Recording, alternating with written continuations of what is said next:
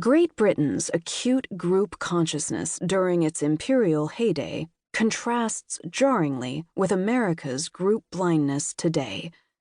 The British were minutely knowledgeable about, almost obsessed with, the ethnic, religious, tribal, and caste differences among their subject populations. They studied and catalogued, harnessed and manipulated, often deliberately pitting groups against each other. They also left behind time bombs that are still exploding today. From a cold-blooded, strategic point of view, Britain's divide and rule policies were astonishingly successful. In India, some 40,000 British officers and soldiers governed approximately 200 million Indians for nearly 200 years. By contrast, America couldn't hold Vietnam for 10 years, couldn't stabilize Afghanistan for 5, couldn't unify Iraq for even 1. Why didn't America follow the British model? A part of the answer may simply be timing.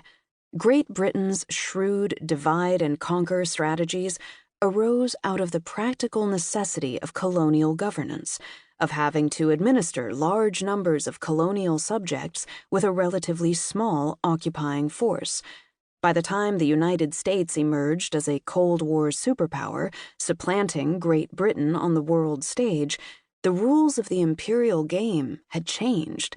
Conquest and territorial occupation were out of favor. The challenges of governing tens of millions of foreign subjects never faced post-war America, which constructed its empire very differently, by engineering coups, installing friendly regimes, building military bases, opening up markets, and establishing spheres of influence, rather than actually occupying and ruling foreign territory. But the timing explanation is incomplete at best. There are deeper reasons for the group blindness of U.S. foreign policy, rooted in America's distinctive history, at both its best and its worst. In 1915, addressing several thousand recently naturalized citizens, President Woodrow Wilson said, "You cannot dedicate yourself to America unless you become in every respect and with every purpose of your will thorough Americans. You cannot become thorough Americans if you think of yourselves in groups. America does not consist of groups. A man who thinks himself as belonging to a particular national group in America has not yet become an American."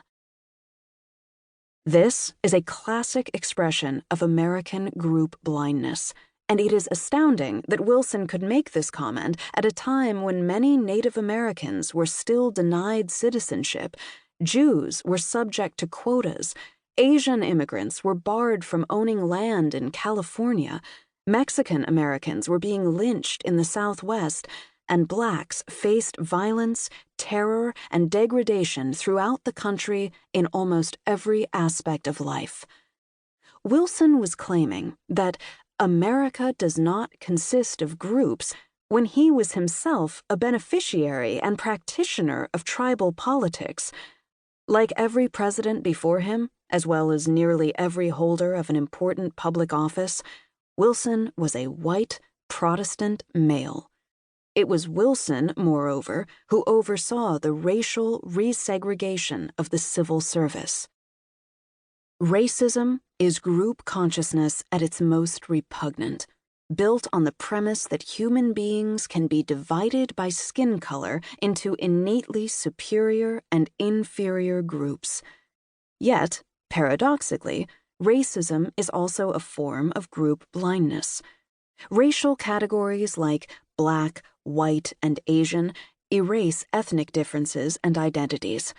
The original African slaves brought to America knew, and might have tried to tell their children, that they hailed from the Mandinka tribe, or the Ashanti people, or that they were descended from a long line of Yoruba kings.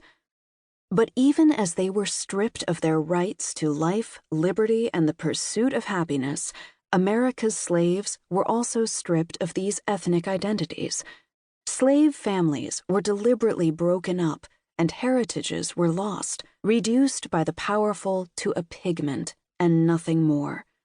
Even now, immigrants from, say, Ghana, Jamaica, or Nigeria are often stunned to discover that in America, they are just black.